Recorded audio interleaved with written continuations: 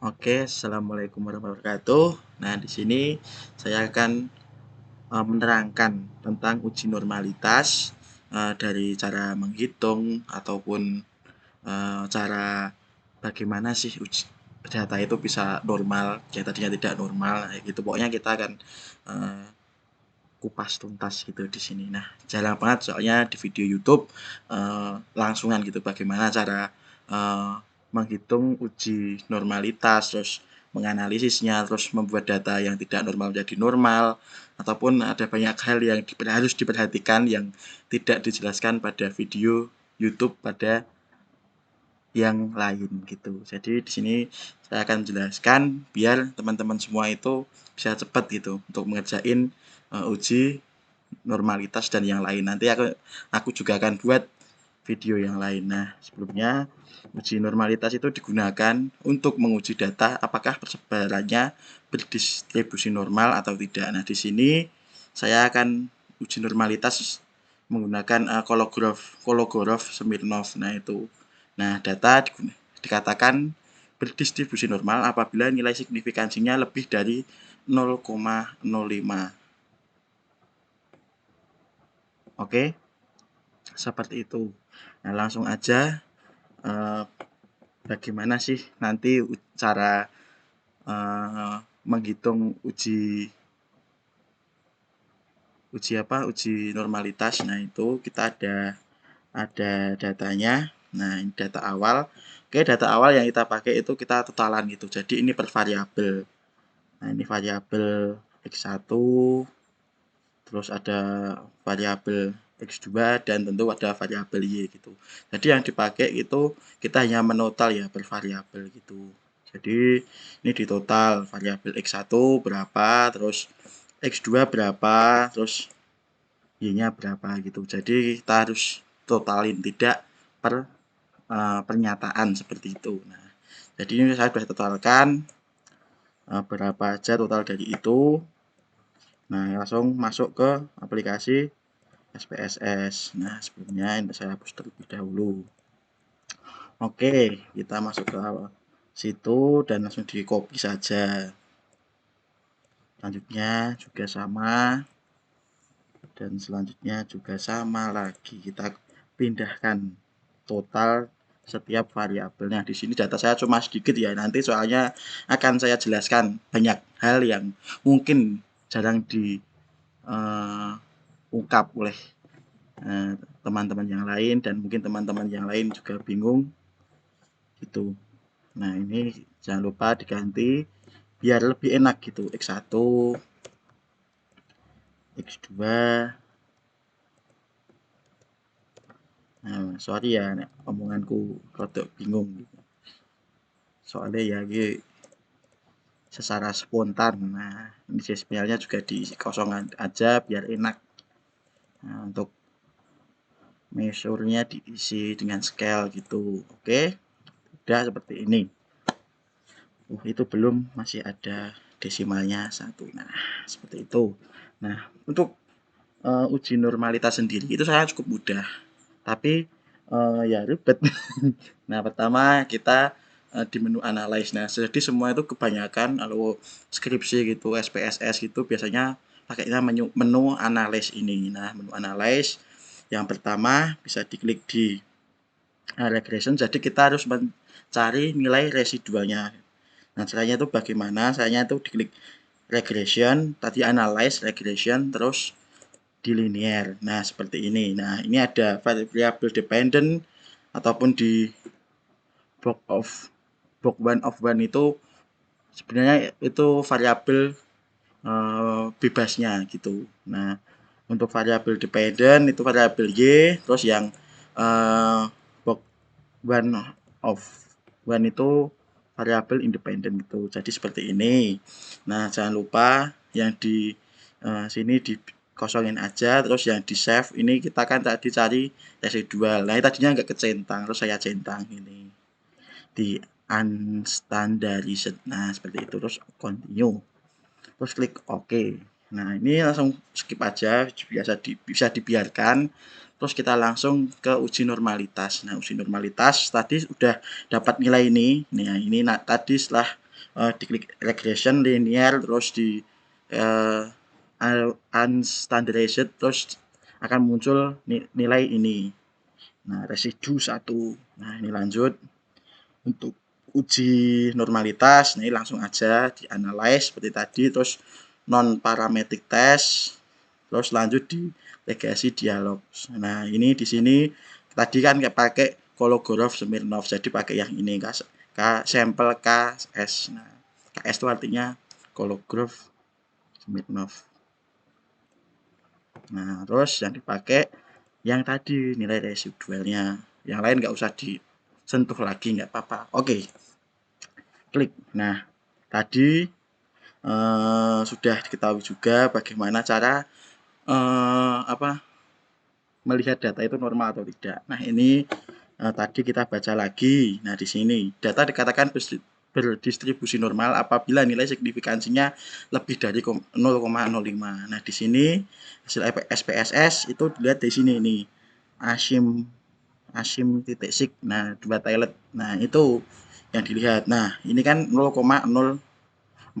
Nah, jadi kan kurang dari 0,05. Jadi data tidak berdistribusi normal gitu. Jadi ini tidak bisa digunakan seperti itu. Nah, ini kan ini sebelum 0 ini ada titik itu. Nah, itu sebenarnya depannya ada 0 lagi, artinya 0,05 gitu seharusnya. Tapi ini 0,04, jadi masih di bawahnya. Jadi data tidak berdistribusi normal.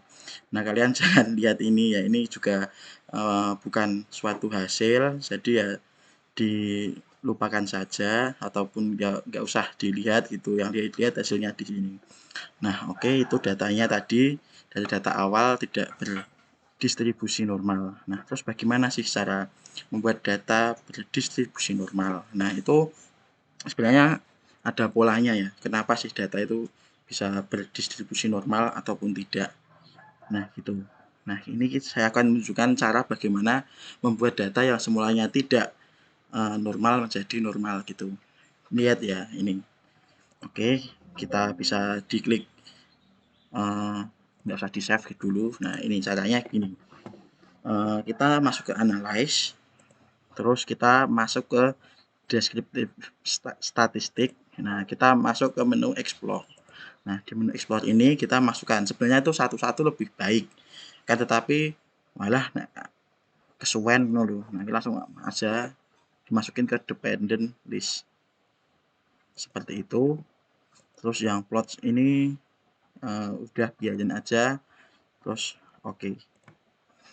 Nah, di sini akan menunjukkan bagaimana sih persebaran distribusinya yang tadi itu. Terus di bawah nih ada keterangan nih, yang terlalu tinggi itu mana, yang terlalu rendah itu mana. Nah, kita lihatnya tabel. Nah, ini ada tabel X1 ya.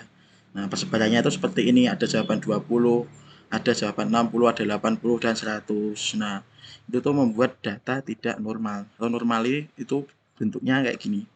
Nah, kayak gini. Jadi naik puncak tuh di tengah-tengah dan turun ke bawah, jadi landai lagi gitu. Jadi membuat suatu kayak gunung itu seret. Nah, kayak gitu. Nah, ini kan gunung dhuwur medune cendek. Nah, itu membuat data tidak normal. Nah, ini ada di nomor 13 dan 17. Loh, itu ada tanda apa? Nah, ini tanda bulan, gampangnya bulan dan ini bintang. Nah, kalau bintang itu merupakan datanya itu terlalu jauh gitu. Nomor 17 itu datanya itu terlalu jauh gitu, yang tidak normal. Itu bisa dihilangkan. Kalau kalian memiliki data, itu bisa kalian hilangkan atau diganti dengan data yang lain yang nilainya itu lebih tinggi ataupun lebih rendah gitu. Kalau ini kan lebih rendah ya. Nah, ini kan data normalnya tuh di sini. Nah, ini kan di bawahnya, jadi lebih rendah. Jadi sangat jauh gitu loh perbedaannya antara data yang lainnya, yang normal, yang wajar, itu sangat jauh. Nah, kalau misal ada bintang di atas ini, nah itu nanti juga data itu akan terlalu tinggi gitu. Ada tanda bintangnya tapi di atas ini gitu. Nah, ini bukanlah jawaban, ada jawaban 13 atau 17 enggak, tapi ini nomor responden keberapa. Nah, ini sudah di sini. Nah, ini kan 13. Nah, ini 13 kan 30. Nah, kan rendah banget nih, ini rendah banget. Nah, ini yang 17. Itu untuk 17 itu ada angka 15. Nah, itu kan jauh banget. Jadi membuat data itu tidak berdistribusi normal. Nah, ini yang X2 itu aman, dan yang Y itu juga aman. Nah, seperti itu ya cara analisisnya. Nah, lanjut. Tadi udah ada data seperti itu, kita udah ketahui kita harus merubah angka 17 dan angka 13. Nah,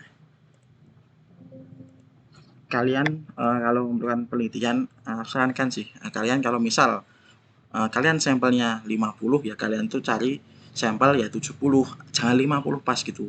Nanti kalau 50 pas kalian akan bingung, ini gimana cara gantinya. Ya, walaupun mungkin uh, bisa manipulasi sih, tapi kalau lebih baik kayak gitu. Kalau misal sampelnya 50, kalian ambil 70. Jadi misal ada yang data kayak gini, itu kalian bisa menggantinya, tidak perlu repot-repot untuk memanipulasi seperti itu. Nah, soalnya itu pengalaman, sering penelitian seperti itu, ya nggak sering sih, tapi pernah penelitian seperti itu, banyak itu yang jawabannya cuma 1 semua ataupun 5 semua.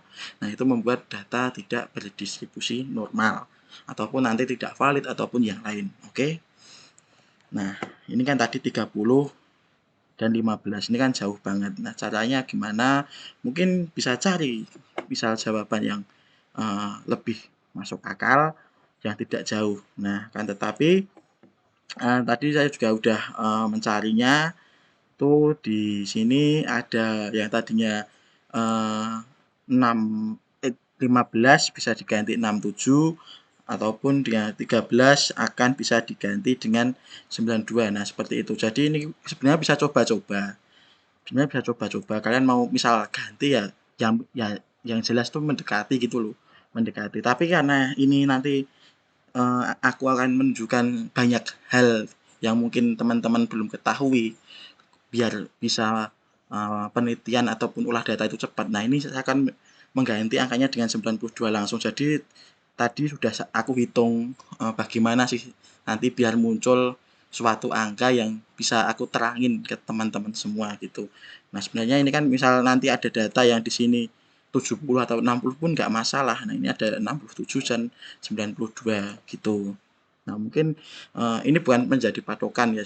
Ya sebenarnya itu caranya cuma mendekatkan bagaimana yang tadinya 15 tuh jangan jauh-jauh lah dengan yang paling bawah tadi ada 69, mungkin diisi dengan 69 juga gitu. Sebenarnya bisa dicek ditambah-tambah sedikit demi sedikit, misal tadi cuma 30 ya ditambah 50 gitu. Pasti nanti di apa?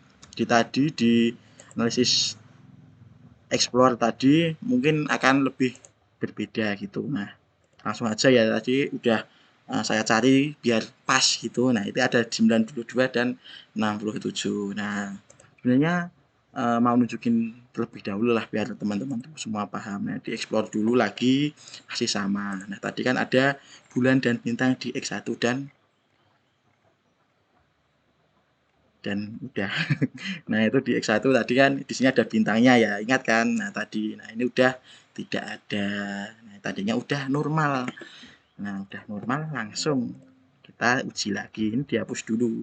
Ya nggak usah dan nggak apa-apa. Nah, correlate regression linear kita cari residu seperti tadi masih sama. Nah, masih sama. Seret. Nah, udah ya. Nih, udah residu. Terus kita cari seret, seret, seret. Nah, yang tadi hasilnya hasil residu, nilai residu tadi. Nah, langsung kan tadi kan 0,044, sekarang udah 0,2. Nah, kan naiknya jauh banget gitu loh. Nah, seperti itu. Sebenarnya tadi yang 92 yang nomor 13 tuh bisa dinaikkan menjadi 70 atau berapa gitu aja, ataupun yang 17 dinaikkan menjadi 50 mungkin udah valid gitu. Tapi ada yang akan saya tunjukkan. Nah, kalau teman-teman ini biasanya tuh langsung lanjut, wis valid normalitasnya. Nah, seperti itu, ataupun udah valid langsung lanjut aja ke uji linear ataupun uji prasyarat lainnya, atau malah langsung uji T dan lain-lain.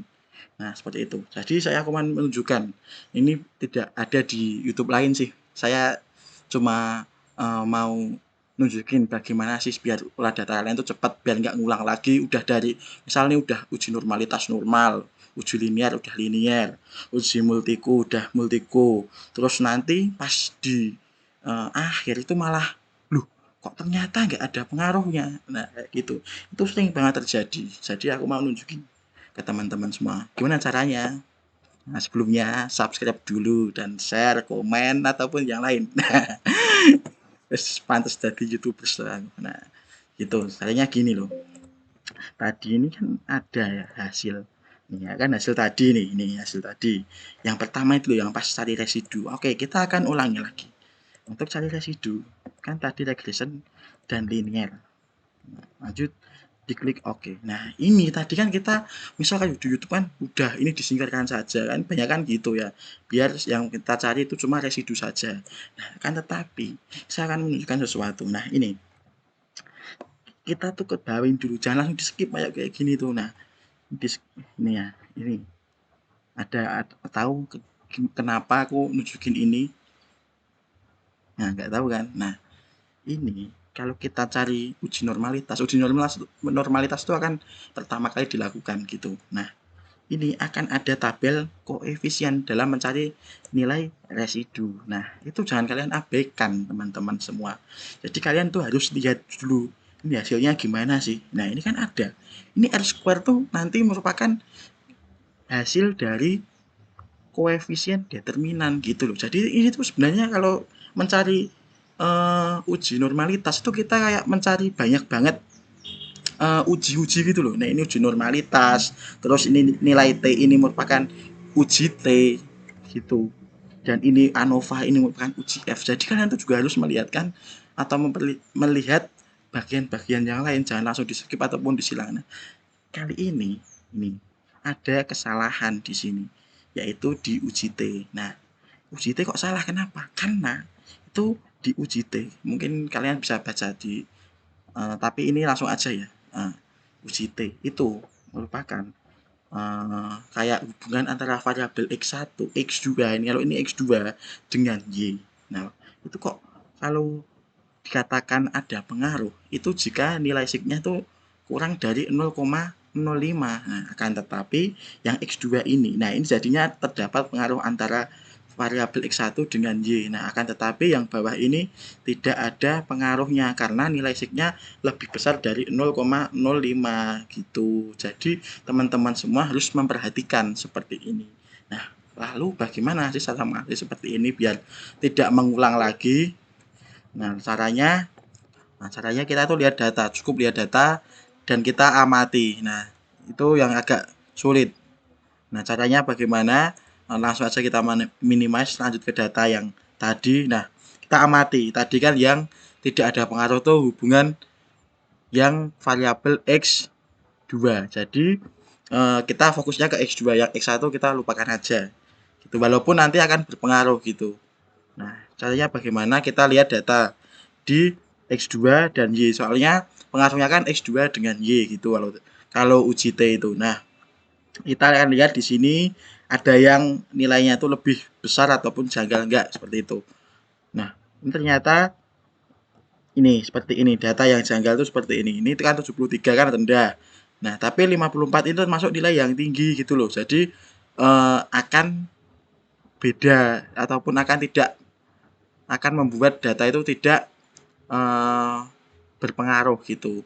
Ataupun jadi datanya itu variabel X2 tidak berpengaruh dengan Y gitu. Nah, ini juga nilai Y-nya itu rendah banget. Rendah ini kan Y-nya paling rendah. Kan tetapi nilai X2-nya itu paling tinggi. Jadi data ini yang membuat tadi nilai X2 itu tidak memiliki hubungan dengan Y. Nah, jadi ini yang X2 itu kita ganti. Nah, misal gantinya salah aja dengan 30 lah. Yang penting lebih rendah. Kalau ini rendah, jadi ini harus lebih rendah gitu, harus rendah gitu. Nah, jadi ini merupakan data yang paling terendah gitu. Soalnya ini yang Y-nya itu paling rendah gitu. Jadi ibaratnya nilainya tuh 60, pasti besok UASnya jadi 65 seperti itu. Jadi itu akan memiliki hubungan kalau seperti itu ya. Tadi sudah aku jelaskan.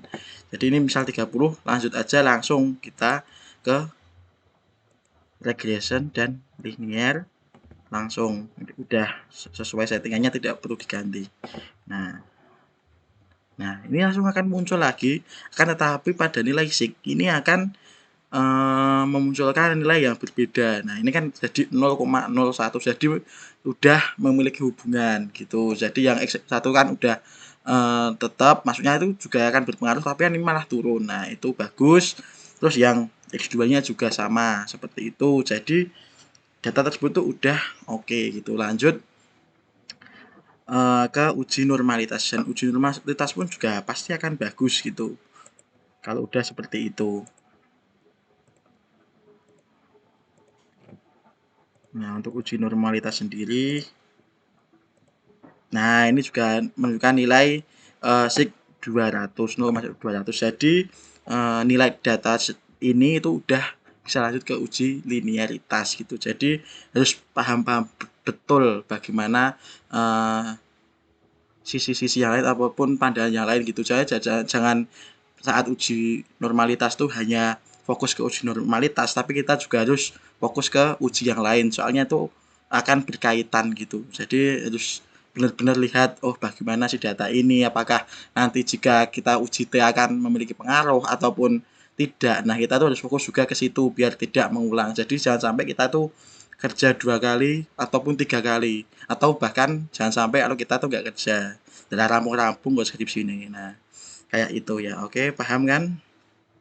Jadi kita udah membahas lengkap semua dari tadi. Yang pertama caranya uji normalitas gimana, terus cara mengatasi data yang tidak normal itu bagaimana, dan kita lihat sisi-sisi yang lain tentang uji normalitas agar teman-teman semua itu kalau pas ngerjain kayak gini biar nggak ngulang terus dan membuat stres gitu. Soalnya aku juga paham bagaimana sih ngerjain kayak gini gitu. Jadi itu tadi ya teman-teman semua, bagaimana cara membuat data ataupun mengolah data uji normalitas. Nah, mungkin next video aku akan membuat uji linearitas ataupun uji-uji yang lain ya juga peserta tadi gambaran kayak gini biar teman-teman semua tuh paham, cepat ngerjainnya dan cepat sidang wisuda, cari kerja dan lain-lain. Oke, itu aja. Tetap semangat dan pokoknya tetap semangat gitu aja ngerjain kayak gini. Nah, mungkin kalau teman-teman nanti datanya lebih banyak, mungkin juga akan lebih sulit, tidak semudah aku yang hanya ngubah satu data gitu. Tapi